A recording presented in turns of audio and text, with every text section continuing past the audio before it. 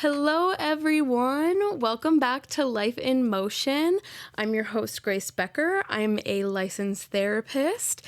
And as of a day ago, 2 days ago, full active license in Minnesota. Yay! I'm so excited.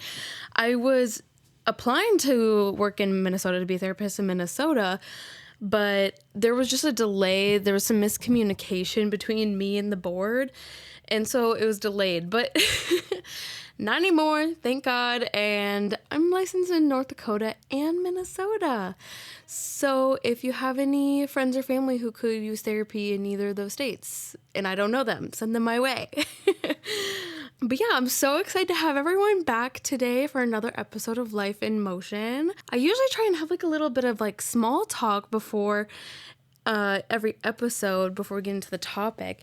And I don't really have anything too crazy to talk about. I have been just filling my time with reading. I have been reading Haunting Adeline. I don't know if any of you have read that. Oh my God, it's smut. What else other than smut? It is so good. Like, it gripped me by the throat and has not let go of me since.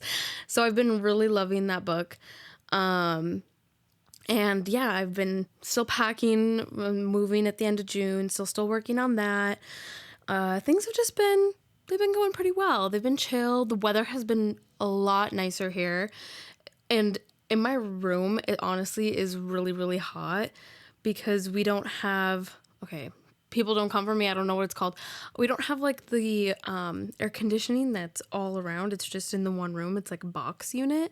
So my room gets really warm, especially because it's on the top floor and heat rises, So it's kind of warm in here, but we're going to make it through. I don't know why I'm wearing a full lounge set, so don't worry about it. I know it doesn't make any sense because I said I was warm. We're going to ignore it and we're going to move on. But other than just some of those day-to-day things, I've been doing really well. And I'm happy about the nice weather that we've been having because summer and fall are probably my two favorite seasons. And I can just tell that my mood has been boosted. Like, when the weather's nice, I am able to wear like tank tops and skirts and dresses and be outside during my lunch break at work. And the sunshine and the warm weather, it feels so good. And my serotonin is boosted and life is bliss. So I'm very excited for this summer and all that is yet to come. But I hope you all are also having a really nice Thursday and that you enjoy the rest of your week, your work week, whatever it is you do for work, and that you have a really wonderful weekend. I know that I'm excited for the weekend. Needs much needed rest coming up, Speaking of rest, and actually the opposite of it, today we're going to be talking about hustle culture. And one thing that I have caught myself and other people doing is glorifying being busy and to wear the consistent working and productivity as a badge of honor when really sometimes rest is needed, right? Like kind of working past your limits. And even when you're needing rest, still pushing through to get to where you want to be productive, to get your output. And so I was like, why do we do this? And I also talked a little bit about hustle culture in one of the previous episodes. I think it was the distorted thinking episode. And I just really connected to that topic, and I think that it would be a good thing to get into more. So getting into this, let's talk about the kind of the background of hustle culture. And I found an article that I will put, all of my articles are going to be in the show notes down below, but they just had some really great information. So some of these things that I'm saying are direct quotes. And in one article called When the Hustle Isn't Enough, written by Isabella Rosario, I'm really sorry if I mispronounced that last name, Rosario. But Isabella wrote an article, and she wrote that according to the Oxford English Dictionary, hustle comes from the Dutch word husselen, meaning to shake or toss. And over time, the word expanded, meaning to hurry or to obtain by begging. And by the late 19th and early 20th century, hustle started being used to mean gumption and hard work. A 1914 job from the Chicago Defender, an African-American newspaper, said delivering the newspaper was an easy task for any wide-awake boy with a little hustle in him. And a year later, the paper profited from little Arthur White, a 12-year-old newsie who was encouraged to hustle and work in early age. So this history behind the rise of hustle culture has been around for a long, long time. And the meaning has developed as time has gone on. And so this is going back, talking about what the Oxford English Dictionary describes it as and where it comes from. But even it gets into the late 19th, early 20th century and how the meaning behind it started. So at first it was meaning gumption or to work really hard, right? And it even is talking about how kids, 12-year-old boys, were encouraged to hustle, right? To work hard at an early age to get money to provide. And around the same time, hustle also referred to illegal activities such as sex work, stealing, and common scams like pyramid scams or just any money scams, anything like that. And in a 1894 article from the Los Angeles Times recounted how a young woman was sex trafficked and told that she must hustle for herself. And in a 1935 article from the Baltimore Afro-American said that by promising a non-existent scholarship, the University of Maryland president was admitting that he was giving away the applicant a hustle. So, and this time it almost is kind of like sex workers would have to hustle for themselves, right? Do what they have to get done to be able to provide for themselves. And then at the same time, just used a different way, they were talking about how they hustled an applicant, which means to kind of fool them, right? To psych them out, right? And in other publications, hustle or lack thereof was invoked to make an association between blackness and laziness. And this is all from that same article, by the way. And they said that the average colored man does not know how to hustle. That was a Timothy Thomas Fortune who wrote for the Southwestern Christian Advocate, a Methodist African-American newspaper in 1888. And so throughout the 20th century, hustle was used to describe the reality of what many poor Black people had to do to make ends meet. And in his 1965 autobiography, Malcolm X wrote, quote, "Everyone in Harlem needed some kind of hustle to survive," end quote. Whether that meant illegal gambling, selling drugs, or flipping stolen merchandise. And by the early 2000s, many rappers began to use hustle in their lyrics to make an example of this rise and grind mentality. So the one thing that has been pretty consistent throughout most of history, obviously with the exception of a few things, is that it is to rise and grind, maybe pull something over on someone. But the common theme for sure is not to rest, is to do what you have to do to take care of you, to take care of what you got to do. And today, in our world, hustle is just another buzzword in addition to many, many phrases. So here are some that you may have heard of. 1, sleep is for the weak. Or 2, I'll sleep when I'm dead. Girl boss, or hashtag girl bossing, if you've ever heard that. Boss up, chase the bag, millionaire mindset, productivity over everything, and excuses don't get results. So these are just a few of many things that you may have heard of throughout your lifetime. And there are so many things that are contributing to this mindset. One is the work that you do, right? Another one is the home you grew up in, the people you surround yourself with, your culture, the environment that you're in, and the economy, personal factors like your own finances or your career, and of course, social media. Social media is a big one in like provoking this hustle culture mentality, right? Because it's so easily accessible. It's at the touch of your fingertips. It is in a little, like, I have mine. It's in like this little electronic box that you carry with you everywhere. And platforms like Instagram, TikTok, Facebook, LinkedIn, like all the platforms are filled with highlight reels and startup wins and 4 a.m. routines and brand deals and side hustles and so many different things that people are doing to be that girl or that person, right? And when we see all of this, this can create a very distorted view of what success really looks like. And it's building this idea around that always being busy or always building, always achieving is the goal. And that's what you need to do in order to be worthy or to be considered successful. And people often showcase the outcomes of things like wealth, freedom, fame, without burnout or struggle, right? They highlight those parts of their life where they are winning, where they are doing the most, where they are hustling.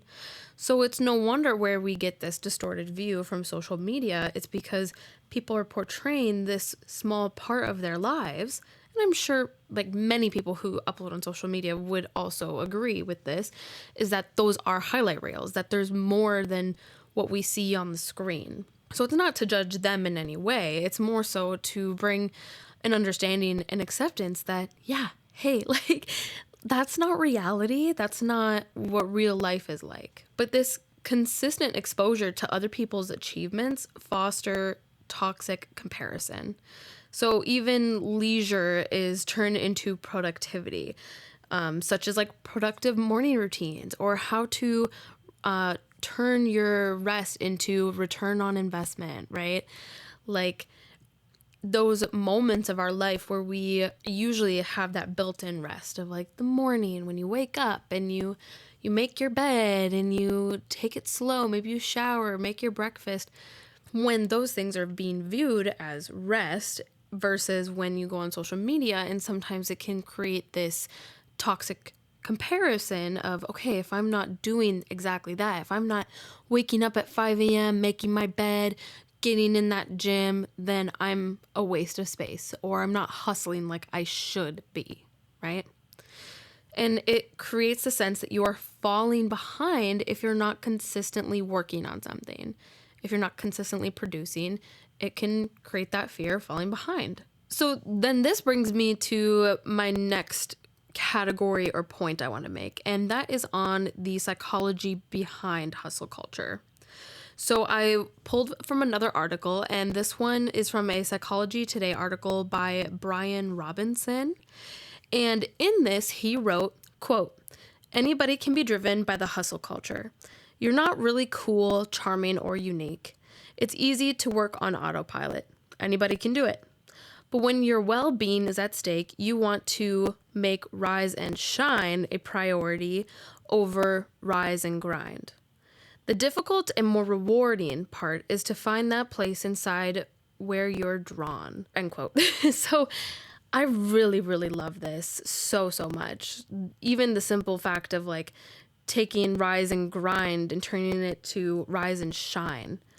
But I really love how it was talking about the more difficult part and more rewarding part is to find that place inside of you where you're drawn. Because so many people are conditioned to equate their value with their output, and they put their value based in that.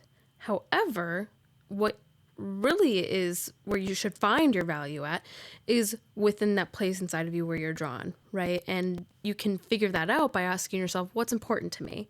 What are my values? What are my passions? What are things that I prioritize that bring meaning to my life? And it can be more than one thing. It can be your family, it can be your friends, it can be your hobbies, your work that you do. It could be so many things. And knowing that you can get to those things without consistently overworking yourself. The more you do, achieve, or accomplish, the more valid or worthy you feel. And that's what society has conditioned us to do. And this creates a very performance-based identity, the hustle culture. Hustle culture creates this performance-based identity where rest feels like a failure, where rest feels more like a reward than something that's just necessary for humans. And something that I think is also very interesting, which was coined by therapist and writer Devon Price, is that this idea that we evaluate ourselves through our economic output. I think that is especially interesting. If you remember when I was talking more about the beforehand of like what kind of creates this hustle culture for people, and one of the things I said was personal things like finance, right? And this therapist and writer was talking about how we tend to equate ourselves through our economic output. So we say, okay, if I make this amount of money or if I produce this much, then that means I'm worth this much. But that's not the case at all. Like, you're priceless, babe. You're absolutely priceless, okay? Nothing that you own or that the money that you have equates to your deservingness to be on this planet or equates to your worth, right? Because you can be the most shitty human on this planet and be wealthy as fuck. You know what? But your self-worth might be low, even though your bag is high, right? And it can also be the opposite. You could be like poor and scrambling to make ends meet, but still be like the most high value person where you value yourself and you have highest self-esteem and worth in your own value. So phrases like I should be doing more are signs of this internalized hustle culture, right? Like I should be doing more, or I should do this, or I really need to be doing that. And it causes what I like to call the cousin of FOMO, the fear of missing out. It causes FOFB, which stands for the fear of falling behind. And this fear drives people to constantly hustle out of anxiety that they'll be outpaced or irrelevant. And I think, honestly, like hot take, people are so afraid in this day and age to be irrelevant. Because to be irrelevant would mean that maybe you're not worth as much or that people don't care as much. But honestly, like, screw relevance. Like, some of the people that I know, like, are just like, they do what they gotta do for themselves that align with their goals and their priorities. And they are some of the most relevant people that I know, not because they're relevant with society's standards, but they're relevant with their own values. Like, they don't live according to what society has placed on them or what they see on social media. They live according to their own lives, which I think is the most relevant and paced thing that anybody could do. But social media magnifies this, right? They say that everyone else is underachieving. If you're not achieving, you're underachieving. If you're not consistently producing, then you are a failure or you're not worthy. And hustle culture pushes people towards things like chronic stress, emotional exhaustion, detachment, and it absolutely is the foundation for burnout. And yet, burnout is so often minimized or glamorized as the price of ambition. If you're not tired, you're not doing enough. You may have heard that one a time or two. And staying busy can be a defense mechanism too, right? It is a way to avoid uncomfortable emotions, stillness, or existential questions. It creates an illusion of forward momentum, even if you are internally depleted, right? It is absolutely true to say that sometimes we push ourselves so much. We pour from an empty cup, even though we are completely depleted. We have nothing left to give, and yet we put this pressure on ourselves, or we feel this pressure from other sources in our life to consistently be producing and giving this output, to be rising and grinding and hustling, right? So really kind of taking a step back and looking into, why do we even buy into this hustle culture? Like, all these things I'm describing, I'm sure some of you might be shaking your head like, yeah, honestly, like, that's kind of true. But I mean, we do it for a reason, right? Like, we obviously get something out of it. We obviously benefit something from this. Otherwise, we probably would have stopped a long time ago. So why do we buy into hustle culture? One, well, rest takes courage because it goes against everything hustle culture conditions us to believe. Reclaiming rest often means confronting who you are without constant doing. So one benefit is that sometimes we get to avoid, sometimes we get to put off figuring out who we really are and what our values are, right? We don't have to do that personal reflection if we stay busy, if we stay hustling, right? So it takes courage to just stop for a minute and reflect and process and do what's right for you and to take that rest. I think the reason that we buy into hustle culture is also because we want more for ourselves. We want more for ourselves, we want more for our family and our lives. We want to not just be able to live comfortably, but thriving if possible. Thriving, of course, looks different for everyone.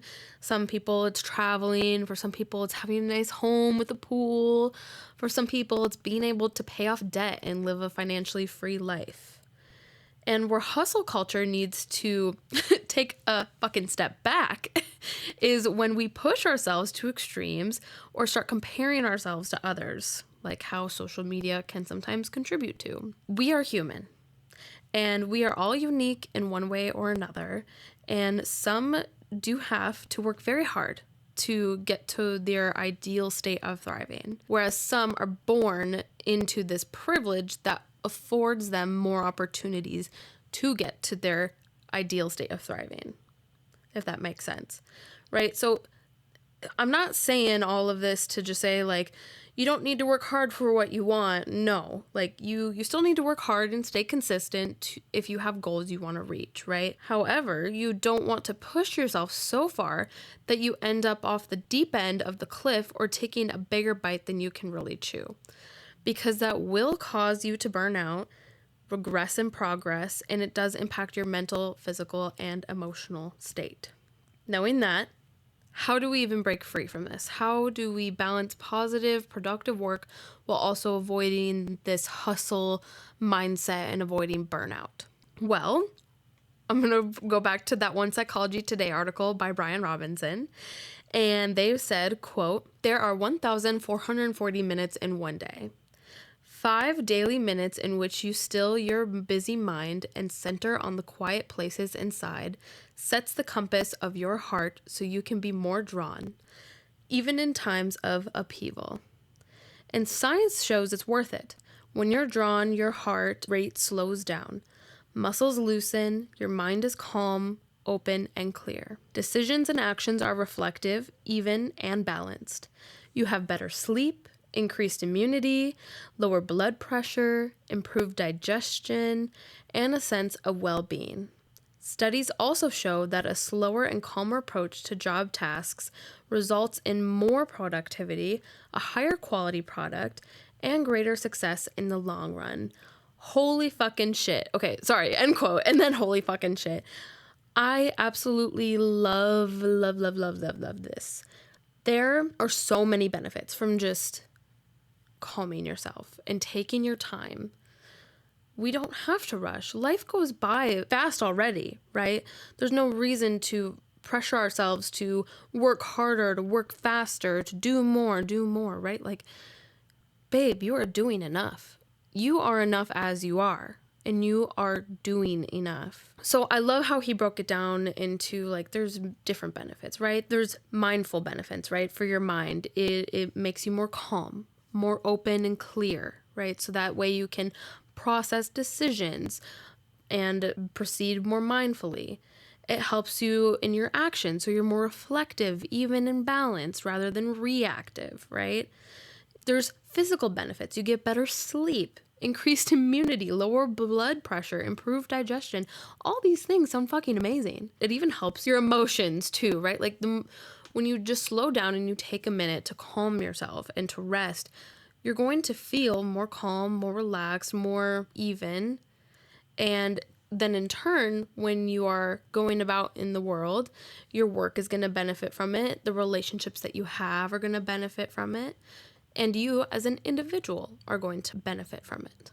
All of this really starts with challenging the mindset and the irrational thoughts that rest is necessary. It's not a reward, right? Rest is necessary. It is not a reward. You don't have to do something to earn rest. You just earn it because you earn it. You're a human and you earn it. And there are a few things that I would encourage you to try out if this is something that you are really interested in. And one is journaling. So I have some journal prompts for you if you are interested in this. One question to reflect on is, what does success mean to me now? And another question is to ask yourself, what am I afraid will happen if I slow down? What am I afraid of that will happen if I slow down? Once you have those thoughts, you can really start to reflect, okay, like, holy shit, like, what does that mean to me? Because maybe society or social media has told you it should be this, but really that doesn't align with your life or your values. Maybe it's something completely different. And then the question of what am I afraid will happen if I slow down? I like how it invokes people to bring out what they're afraid of, because fear is a huge motivator. It motivates us to do something or to not do something. So if we can figure out what we're afraid of, then we can challenge that and stop putting so much pressure on ourselves to always be hustling and to always be rising and grinding. You know what I'm saying? Also, something to do is to replace hustle goals with sustainable vision goals, right? So no more setting unrealistic expectations for ourselves. Let's actually get really realistic with our timeline, with the outcome, with how we're going to do it, and what we need, right? Let's set more realistic goals for ourselves. One of my favorite ways to do that is with SMART goals. If you know, you know. If you don't, look it up. SMART goals. Okay? Very, very helpful. Some other practical tools that you can try. One is time blocking for joy. So setting aside specific time in a week, in a day, whenever you want to do something that you really like. Whether it is to read or to take a walk or to, I don't know, just sit and exist for a minute. Like whatever it is you want to do, you can set aside time for your joy to do whatever you want that is going to be meaningful and help you be sustained. Another thing to do is to do one thing at a time, right? Like we're human and you actually can't multitask, right? Your brain just divides its attention up between tasks. So just take it slow, do one thing at a time, set little baby steps for yourself because you don't want to regress by taking too big of a leap. And the last one is simply saying no. If someone invites you out for dinner or drinks or for a weekend to do whatever, and you don't want to, you can say no. You can. You absolutely can. If what you really need is you just need to get some laundry done and get some other tasks done, and all these people that you know are going out doing something fun for the weekend, you can say no. Focus on yourself, focus on your priorities, because you are going to feel much better. You're going to gain more by giving yourself the rest that you need versus if you burn yourself out doing something that you really didn't want to do in the first place, and then you've just kind of like buried yourself deeper for the week ahead, right? So say no more often. So I have something I would like for you all to try. So this coming week, I encourage all of you listeners to pick one way to reclaim time this week. Whether that's doing the time blocking for joy, whether it's doing one thing at a time, saying no, deleting a task that you originally were going to do, something that you can do guilt-free and to reconnect with yourself and to have some fucking fun. Yeah. For all we know, we have just this one life. So let's have some fun with it, right? Like, do something for yourself this week and you have permission to do it guilt-free because I said so. But yeah, that's really what I have for this week's episode on hustle culture. This is something that I can go on tangents for forever. And I would honestly really love to get a guest on, so maybe like expand on this topic and related topics. I don't want to beat the same horse to death over and over again, but I also just think this is really fascinating. Maybe get some personal stories in there. So let me know your thoughts and if you like this type of content. I know I've been doing more and more solo episodes. I have really been loving doing the solo episodes. I love that we can just sometimes live in our little bubble and it feels like I can chat with all of you. But I am hoping to line up some guests for future episodes. If there is someone or something in particular you would like me to find a guest to talk with about, please let me know. You can email me at life.motion24@gmail.com. You can follow me on my Instagram, DM me there at life.in.motion24. And my TikTok is life_in_motion24. But yeah, that's really what I have for you all this week. I hope you enjoyed. If you did, please leave a review, leave 5 stars, share with people in your life. But yeah, shout out to my editor, Ben. Thank you so much for all that you do in editing these podcasts for me and for the listeners. And you can listen to this and watch it on YouTube, Spotify. You can catch us on Apple Podcasts and wherever you get your podcast streaming from. Until next week, embrace the chaos and find the beauty. Bye!